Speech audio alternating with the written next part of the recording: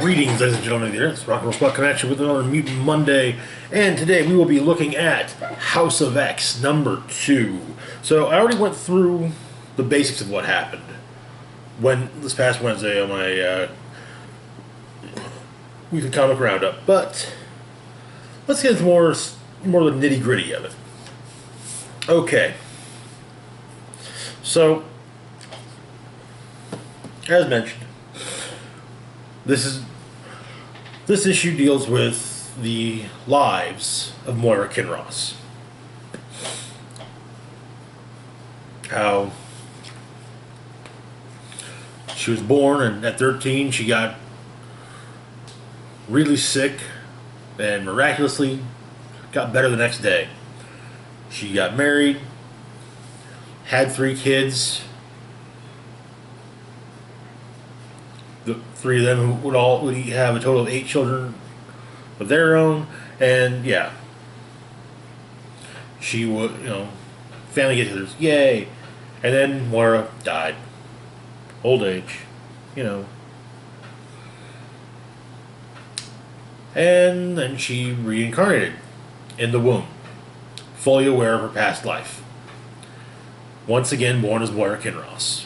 This time having to, kind of knowing everything, but that she knew, how to talk, how to walk, math, science, so forth, or whatever she studied in school. But she had to be, she couldn't let on too much, because when you appear to be, when at a young age you appear to be too smart, you appear to be extremely smart. Well, the idea kind of becomes, wait a minute, maybe there's something wrong. It goes from, oh, I'm so proud of my child, maybe there's something wrong with you. So, yeah. Anyway. So, we get the first write-up.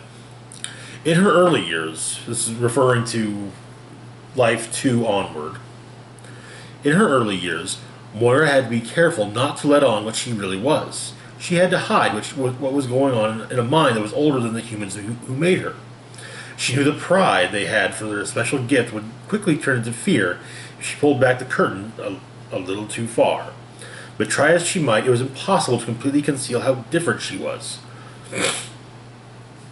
Her teachers began to use words like advanced and clever, which led to other words like brilliant and prodigy, which eventually led to Moira being pushed into in the direction of academia, a life of the mind.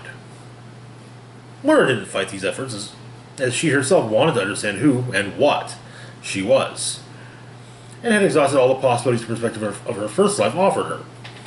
Moira would later attend Oxford University. While there, she met some interesting people and eventually, after consideration of her unknown condition, concentrated her studies in the areas of psychology and biology. She ran controlled experiments to prove that her memories were not a form of disorder or psychosis. She marked the existence of personal historical markers from her first life and discovered 2 things. If she simply performed her role in events as she did in her previous life, she was a passive participant, then that event would proceed almost exactly as before. This proved her memories were real. But if she became an active participant, then she could change what happened, and the path of her life would diverge. And so, first, she thought, well, maybe, first it kind of seemed to be a gift, but then she realized it was a curse. And, for example, the husband she had in that first lifetime, she already knew all of his flaws and knew that those flaws weren't going to change. And so before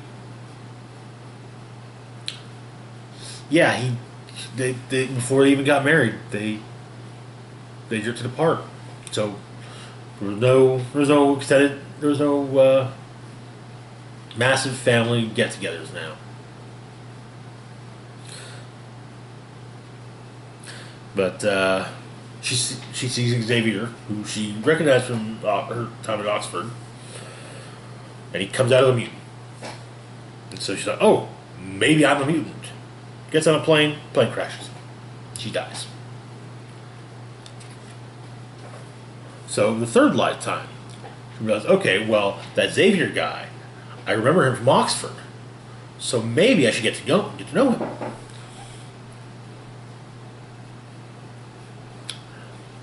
While she's already decided she really does not like this whole thing, she comes to the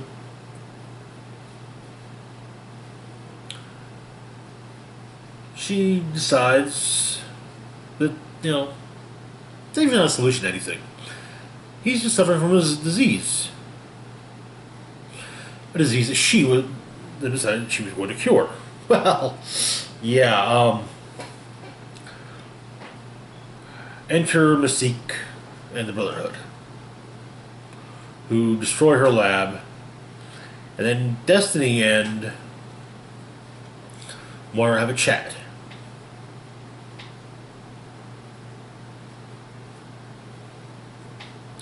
That basically, Destiny explaining that the world bends around Moira. The Yetis have changed, rippling out, but she is an absence, a hole where there shouldn't be one. She's invisible to other mutants. Something of a defense mechanism, but not much good if you know what you're looking for, or what to look for.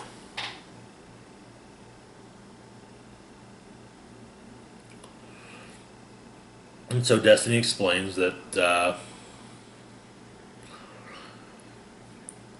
yeah, we get it. You wanted to cure you wanted to die and be done.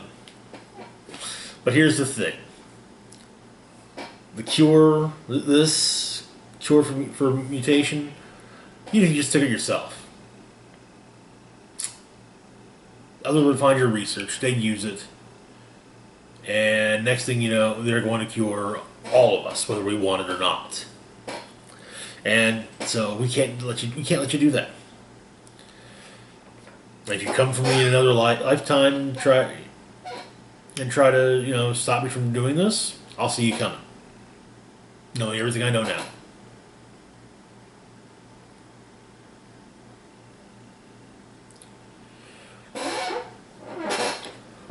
And so,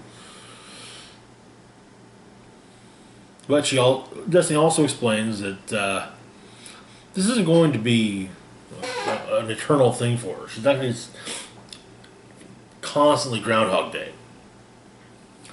10, maybe 11 lifetimes altogether.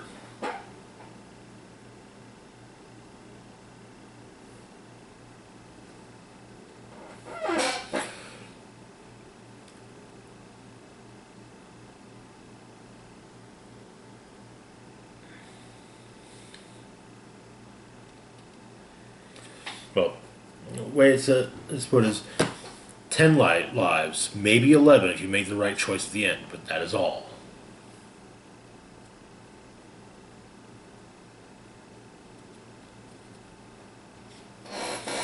And so, Lifetime 3 ends with Pyro incinerating Moira. Fourth life,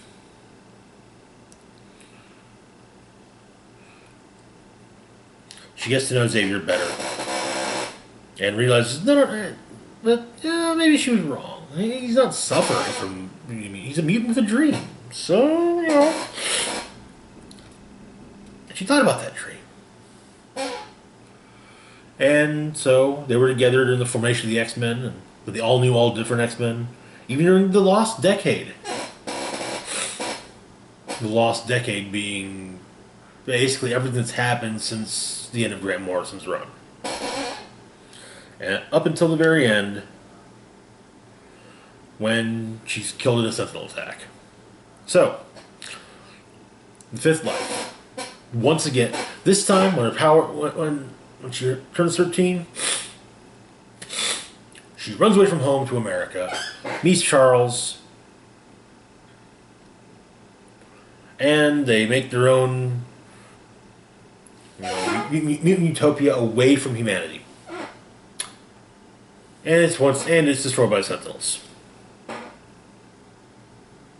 In her seventh life, she says, okay, alright, so this Trask guy, he makes the Sentinels that killed me.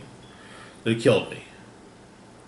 Well, I'm going to go through and put all of them out of misery.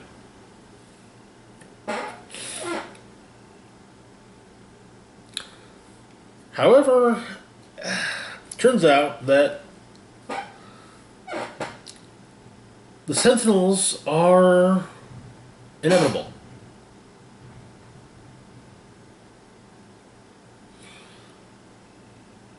And AI, artificial intelligence, is like fire. It's a discovery, not an invention.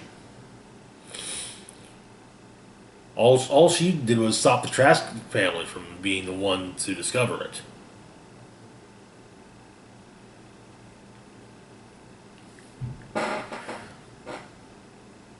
And, just like mutants did, at a point, Sentinels simply emerge during societal and environmental evolution.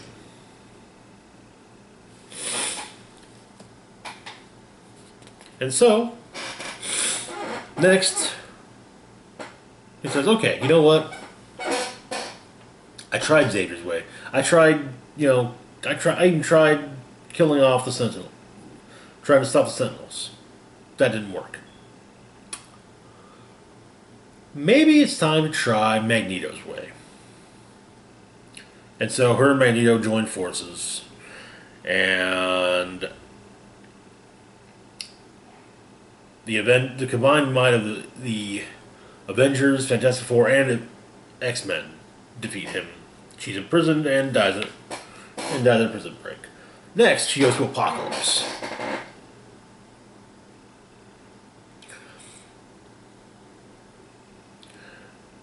And decided, hey, if the humans want a war, well, Apocalypse will give it. If their machines want a war, well, then Apocalypse will give them one without end. There's even a clip, what seems to be a shot of her and Apocalypse fighting Nimrod the Lesser and some of the machines under his rule from Powers of 10.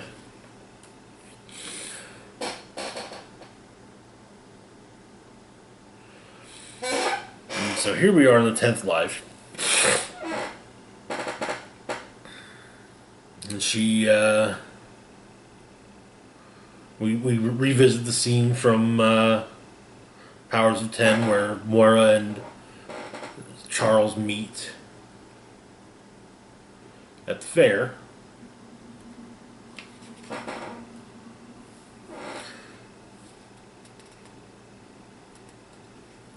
And now come the many lives of Moira X.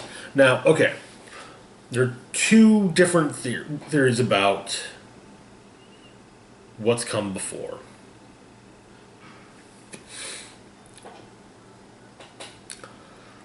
One is that it is Timeline 4.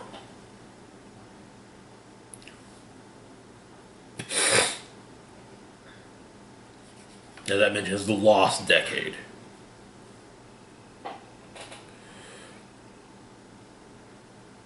The other would be that is Timeline 6.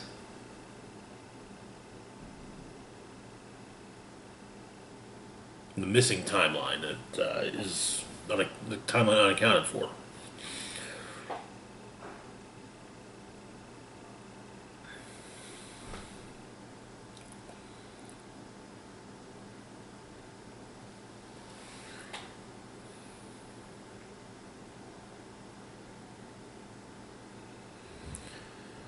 So,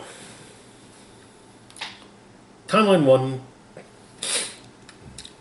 she meets her husband to be at 15, meets Xavier at 17, gets married at 19, has twins at 23, has a daughter at 27. Her husband dies when she's 68, and she dies at 74, congestive heart failure.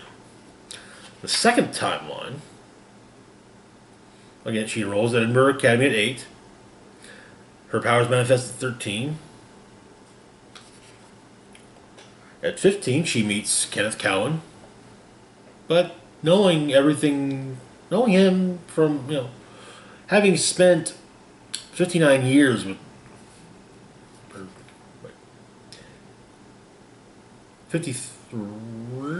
53 years with the man previously, she knows him too well to marry him. So she doesn't end up not falling in love with him. And so at 16, she enrolls at Oxford, becomes a biology professor, creates the Muir Research Institute, and at 44, she dies in a plane crash. Years in lifetime 3. Once again, at 16, she enrolls at Oxford. Doesn't even bother with Kenneth Cowan this time around. And then, this time, she creates the Muir Research Institute 3 years earlier. She identifies the X gene at 36. And at 38, she wins a Nobel Prize. And at 42, she's murdered by the Brotherhood. Lifetime 4. Again. She enrolls at Oxford at 16. At 23, her and Xavier marry. And at 35, they establish the Xavier School for Gifted Children. And at 55, she dies in a sentinel attack. Okay. Now now we're on to timeline 5.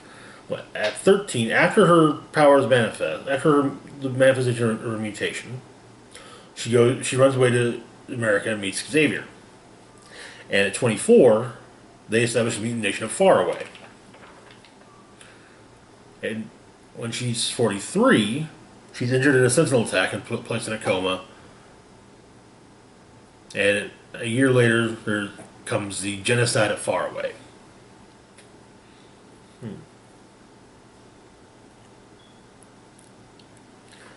Like I said, the sixth timeline just isn't there. I think the sixth timeline is in all actuality, the sixth timeline is what we've been reading. The idea of it being that she basically took the fourth timeline, made some changes here, did a few things differently here and there. And there was a different outcome. So, in the seventh timeline,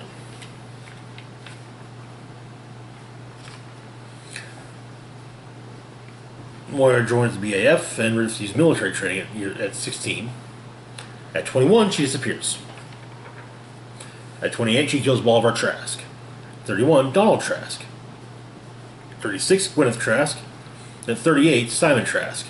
Then, 11 years later, at 49 years old, she discovers the wild Master Mold facility. Alright, so timeline 8. At 16, she goes back, she enrolls at Oxford again. Then, instead of meeting Xavier, she rejects Xavier. Joins Magneto. At 24, she joins Magneto. At 27, Magneto conquers America. And so Moira establishes the House of M. Magneto dies in the War of M when Moira's 35, and Moira gets imprisoned.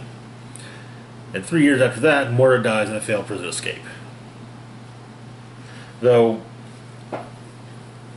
I'm kind of thinking that failed prison escape was more a case of Moira knew it would fail, and that she would die during the attempt.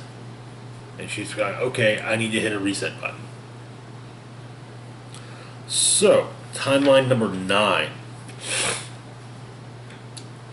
No Oxford, no Xavier. At 18, Moira wakes Apocalypse. At 19, or when Moira's 19, Apocalypse kills Xavier. 2 years after that, he kills Magneto. 3 years after that, Moira and Apocalypse rescue the First Horseman and return to Earth. And let's see, 4 years after that, Moira and Apocalypse formed the X-Men. 7 years later, Apocalypse enslaves Sinister. And 7 years after that, the Apocalypse War begins. And the Apocalypse War seems to have a lot of similarities to what's the year 100 point of Powers of 10. So, yeah. Now we got Timeline 10. So, at 16, Moira enrolls at Oxford. She meets Xavier at 17. At 25, she marries Joseph McTaggart. At 27, she creates the Muir Research Institute. At 28, she wins the Nobel Prize. At 31, she gives birth to her son, Kevin, Proteus. At 43, Moira and Xavier recruit Magneto. At when she's 47, there's a schism between her, Xavier, and Magneto. 2 years after that is the genocide of Genosha. Or, 2 years after that is when Moira fakes her death. The Shi'ar Golem. It turns out there was a typo, and yeah. But yeah, she fakes her death with the Shi'ar Golem when the Muir Research Facility is attacked by the Brotherhood. Then a year after that comes the genocide of Genosha, when Sandra Nova sent Sentinels to wipe out Genosha, and they take out 16 million mutants in a matter of minutes. Then 2 years after that comes House of X. So,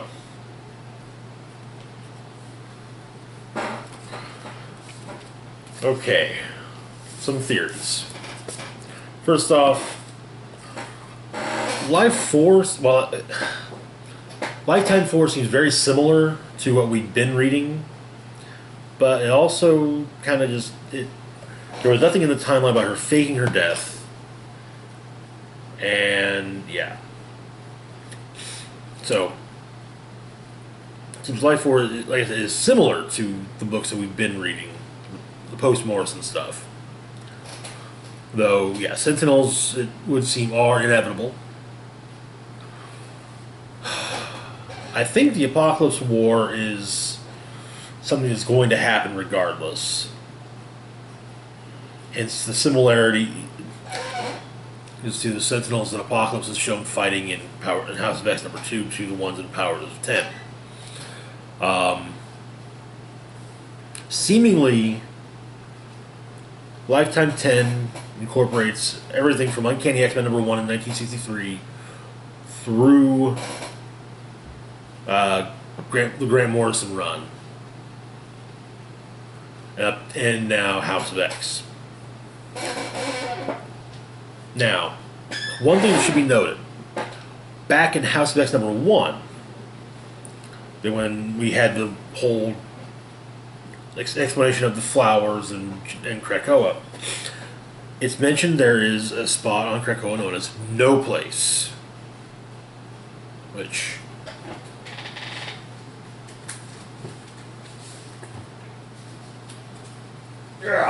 yeah, there we go.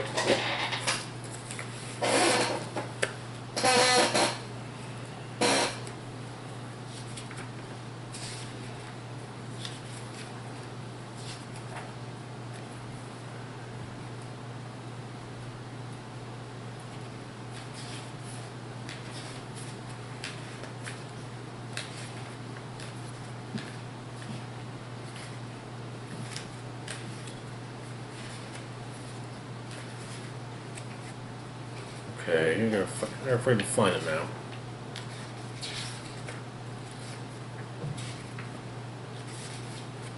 Okay.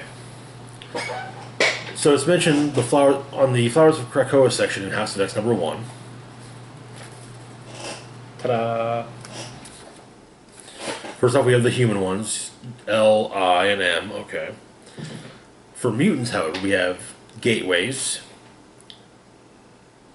It's a delivery The delivery mechanism being a flower, and it grows a gateway and a pathway from where one is planted to its twin on Krakoa. Habitat, again, delivered through a flower, produces a habitat, a self-sustaining environment, or a biome, but is part of the interconnected consciousness of Krakoa.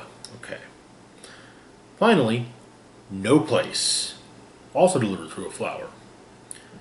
It's a naturally occurring flower that produces a habitat that exists outside the collective consciousness of Krakoa, a place within the island ecosystem that Krakoa doesn't know exists. A Krakoan tumor. Okay, alright. So that's a thing.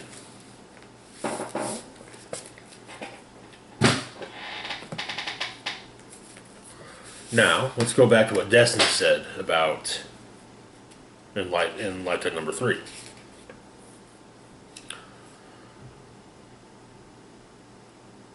A mutant who was invisible to other mutants. Now remember, Krakoa is not just an island. Krakoa is sentient and a mutant. So perhaps no place is where Moira's been since she faked her death 3 years ago. Where she's been making her, and she's been planning all this. Okay, we got the 3 drugs. Basically, the 3 miracle drugs that we'll give to humanity as as a bribe to, acknowledge that we are our own nation. And it should be noted that in the context of House of X, everything after Grant Morrison's run didn't happen. House of M didn't happen. Decimation didn't happen. The Messiah trilogy never happened. Which also makes me wonder, does that mean hope doesn't exist?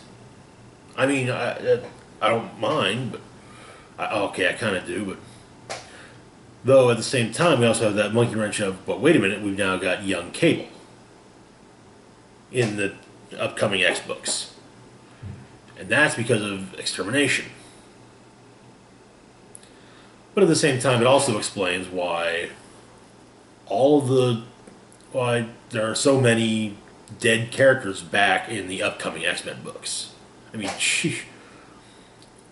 most of the New Mutants, hey, they're no longer dead because they didn't die during the last run of Uncanny X-Men. Vulcan, oh hey, apparently he didn't die during he didn't die in War of Kings, and so on and so forth. So it can be postulated that either Life 4 or Life 6 is representative of the X-Men comics the entire run of the X-Men comics that we actually know. Basically, Uncanny X-Men number 1 in 1963, all the way up to Uncanny X-Men number 22.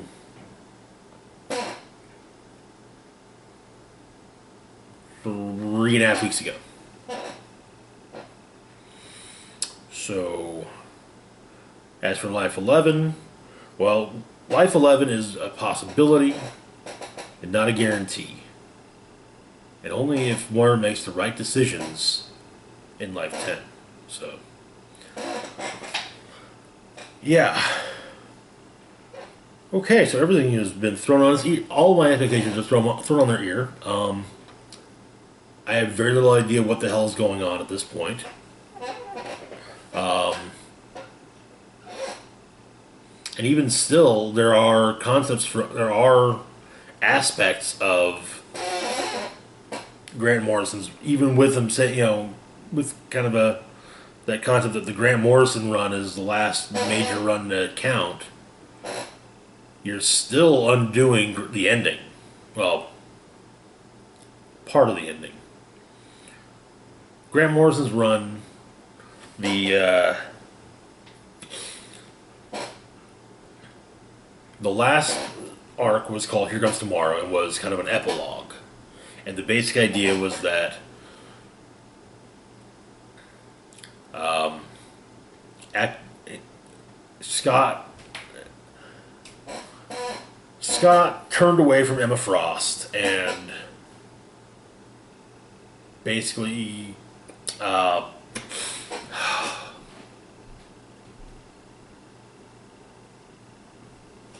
and like, oh my, Jean died. I shouldn't let myself be happy. I shouldn't let myself have a happy life with Emma, with this woman that I've come to enjoy spending time with. I should just live in isolation. Because of that, everything fell apart for the X-Men. Now, what led to Jean's? Now, the story before that, which ended with Jean's death. I'm not entirely sure which story it was, but the whole concept was that there was a teacher at the school named Zorn. Zorn's whole deal was that he had a star in place of a head, and so he had this containment helmet, so you couldn't actually, because his head was a star, so you couldn't see his face. And he managed to heal Xavier's spine, and Xavier could walk again, and everything was great. And then he reveals himself to be Magneto.